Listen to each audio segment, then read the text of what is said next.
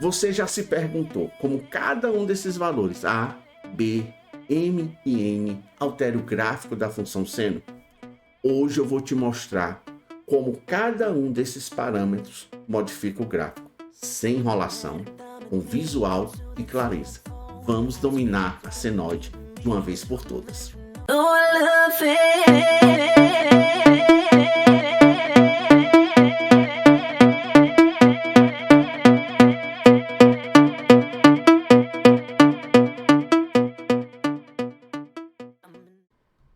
Esse gráfico que está aqui atrás de mim é exatamente o gráfico da função seno. Você percebe que essa função ela fica oscilando. Você nota que tem uma reta horizontal que divide o gráfico em duas partes iguais. Você nota que a partir do zero o gráfico sobe 1 e a partir do zero desce 1. Esse valor central é representado por uma reta horizontal. Aqui no caso a reta y igual a zero. Isso quer dizer que aquele A vale zero. Vou destacar aqui a reta na cor vermelha. Isso significa dizer, professor, que se você pega esse A e torna ele igual a 1, quer dizer que o gráfico vai subir uma unidade. Então, se eu pego o A e digo, cara, o A agora vai ser 1. O que ocorreu com o gráfico? Ele deslocou uma unidade. Como é que eu sei que continua o centro? Porque a quantidade de unidades que ele sobe a partir do central e que ele desce é a mesma. Ele está subindo 1 e descendo 1. Quem que diz qual daqueles parâmetros representa o quanto ele sobe ou quanto ele desce a partir do valor central? É o B. Então você nota que a partir de 1 ele está subindo 1 e a partir de 1 ele está descendo 1. Então o B vale 1, tá bom? Então imagine uma situação em que eu deixe apenas o A variando. Se apenas o A vai variar, você nota que esse gráfico ele simplesmente vai ficar executando um movimento de descida ou movimento de subida. Então aqui no momento, ó, o A está passando aqui, menos 3, aqui o A vale menos 4, aqui o A vale menos 5. Então eu estou fazendo o A variar de menos 5 a 5. Então você percebe que quando eu faço essa variação no valor de A, o gráfico ou ele sobe ou ele desce. Então é essa a influência do A, tá bom? Se você me perguntar, professor, você pausa aí o A. Pausei o A. Então coloca aí o A em 0. E se eu variasse apenas o B, o que ia ocorrer com o gráfico? Esse B, ele vai me fornecer exatamente a amplitude. Ele vai fazer com que o gráfico estica ou contraia. Então, por exemplo, eu noto que a partir do zero, o gráfico está subindo 1 e descendo 1. Se eu faço esse B, por exemplo, igual a 2, isso significa dizer que a partir do zero, o gráfico vai subir 2 e descer 2. O que isso chama, esse movimento de subida e de descida? Amplitude. Então, B seria a amplitude do gráfico. Então, do jeito que está aqui, amplitude vale 2. Então, vamos supor, professor, que você deixa apenas o B variando. Então, o gráfico ele vai esticar ou o gráfico ele vai contrair. É isso que vai ocorrer com o gráfico. O gráfico ou ele contrai, então o B está diminuindo aqui, ó, diminuindo até chegar aqui em 1, ou o gráfico começa a esticar, ó, esticando. Eu estou botando o B variando de 1 até 5. Então você nota que o gráfico ou estica ou contrai. Então essa distância que eu ando, o que eu subo, o que eu desço, chama-se amplitude. E quem fornece isso é o B.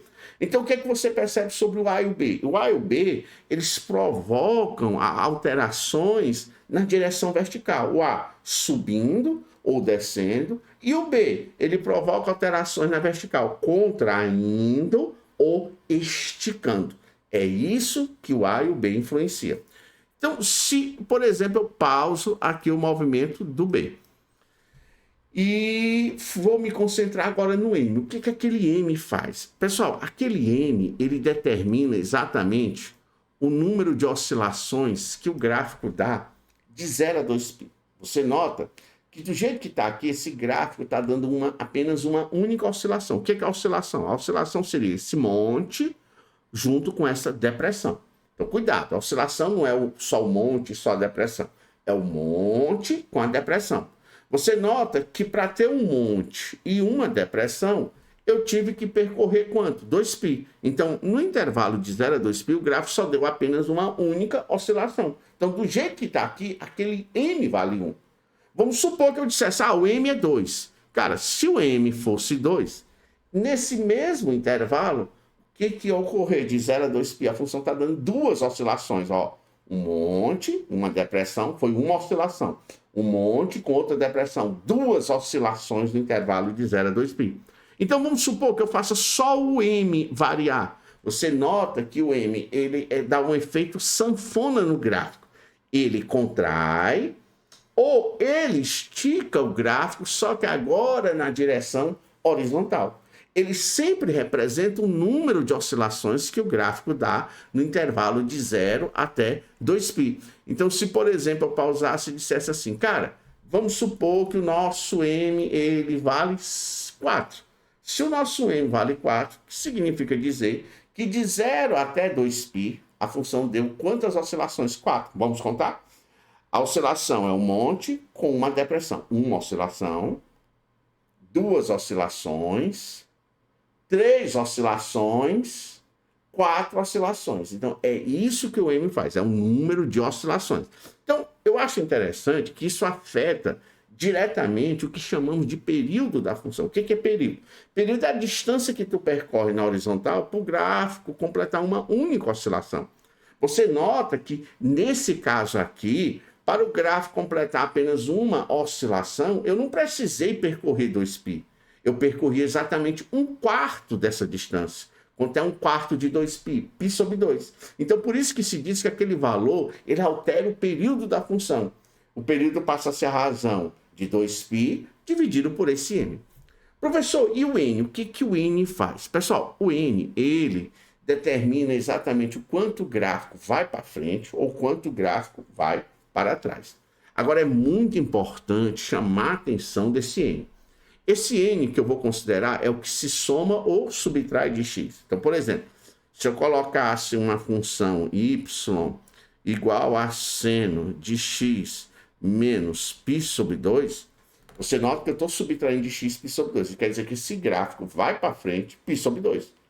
Professor, então, se você colocar uma alteração aí, o n indo para frente exatamente π sobre 2. Vou colocar aqui. O n indo para frente exatamente π sobre 2. Pronto, foi para frente π sobre 2. Então, isso daqui representa esse gráfico aqui. Então, quer dizer que se eu faço esse n variar, eu só vou deslocar o gráfico para trás, se esse valor somar, ou eu vou deslocar esse gráfico para frente, se esse valor subtrair. Então, esse n ele é responsável em deslocar o gráfico na direção horizontal. Para frente, quando eu subtraio, para trás, quando eu somo. Isso é muito importante. Qual é o cuidado que vocês têm que ter em relação a esse n? Eu fico imaginando se eu tivesse essa função aqui e perguntasse, galera, como é que é o gráfico dessa função? Então, o que você ia perceber nessas circunstâncias para poder me fornecer o gráfico dessa função? Então, eu vou botar aqui o n 0, vou zerar aqui o valor do n, nem foi para frente nem para trás, nada. Tá aí. Aquele 3, o que ele faz? Ele vai deslocar o gráfico para cima ou para baixo. Vai deslocar quanto para cima? 3 unidades. Então, essa função ela vai estar centralizada. Meu centro agora vai ser o valor 3. Esse que vai ser o centro da função. Então, essa função ela passa a centralizar aqui em 3. É como se ela subisse 3 unidades. Então, vou colocar aqui no lugar do A o valor 3. Então, colocando aqui no lugar do A o valor 3, como é que vai ficar a função? Pronto, subiu 3. Você nota que o B, que é a amplitude, é 2. Quer dizer que a partir de 3 ela vai esticar 2 para cima, esticar 2 para baixo. Se ela vai esticar 2 para cima, ela vai lá no 5. Se ela esticar 2 para baixo, vai no 1. Então, na hora que eu colocar que o B vale exatamente 2, ela vai dar essa esticada. Pronto, esticou. Foi de 3 a 5 e de 3 a 1. O que aquele 2 ali é? O número de oscilações no intervalo de 0 a 2π. Você nota que nesse intervalo de 0 a 2π, o gráfico só está dando uma oscilação, que é um monte com a depressão. Como ali é 2, o gráfico agora vai ter que dar duas oscilações de 0 a 2π. Então, vamos lá, colocar no lugar do M o valor 2. Pronto. Perceba que de 0 a 2π, o gráfico está dando duas oscilações. Um monte, uma depressão, um monte, outra depressão. Duas oscilações. Professor, então estou subtraindo ali do x, π. O gráfico vai para frente, se subtrai, vai para frente, se soma, vai para trás. E aí você tem que ter um cuidado. Você tem que verificar o que você está somando ou subtraindo de x. Você nota que nessa expressão, você não está subtraindo π de x, você está subtraindo π de 2x. Então, você precisa saber o que você somou ou subtraiu de x. Como é que eu faço isso? Você coloca o coeficiente de x em evidência. Então, se eu colocasse o coeficiente de x em evidência, essa função ia ficar y é igual a 3 mais 2 vezes o seno. Colocando o coeficiente de x em evidência, que é 2, vai ficar x, que multiplica, 2 que multiplica x menos π sobre 2. Isso aí é a pura verdade. Por quê, professor? Olhe bem, se você faz a distributiva, ó, 2 vezes x, 2x, 2 vezes π sobre 2, π. Então, na realidade, você está subtraindo de x π sobre 2. Então, quer dizer que esse gráfico ele não foi para frente π, ele foi para frente apenas quanto? Π sobre 2. Então, essa é a influência. Se eu aumentar aqui, vou passar aqui para trás e dar aqui um zoom, olhe bem o gráfico dessa função. Você nota que o gráfico estava aqui. Ele foi para frente quanto? Ó, π sobre 2. Então, foi o valor que eu subtraí. Então, tanto que ela desloca para frente ou tanto que desloca para trás. Então, é fundamental esse tipo de compreensão em se tratando das funções trigonométricas.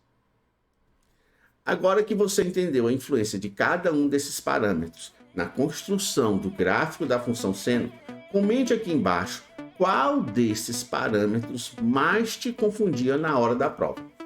E se você quiser continuar tendo vídeos como esse, inscreva-se no nosso canal, dê aquele like para ajudar a gente a continuar produzindo vídeos como esse.